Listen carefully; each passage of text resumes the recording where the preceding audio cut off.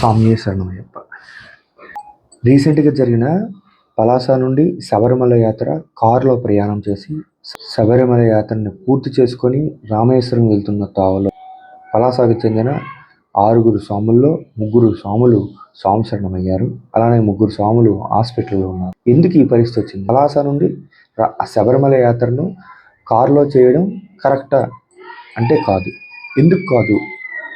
41 రోజులు మనం పూర్తిగా దీక్ష చేసుకొని 3 పూట్లు స్నానం చేసి 2 పూట్లు ఉదయం 4 గంటలకి పూజ చేసుకొని రాత్రి మళ్ళీ అలానే 10-10:30 వరకు భజనలు చేసుకొని నిద్ర లేకుండా అంత ప్రయాణం మనం కారులో చేయడం కరెక్ట్ కాదు.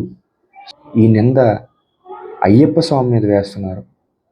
మాల వేసుకొని ఏదో తప్పు చేశారు అందుకే ఇలా జరిగింది అని కాదు.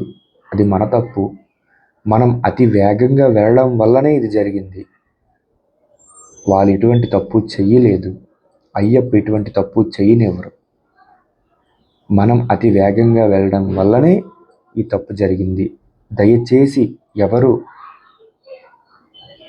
కారులో మాత్రం ప్రయాణం చేయకండి.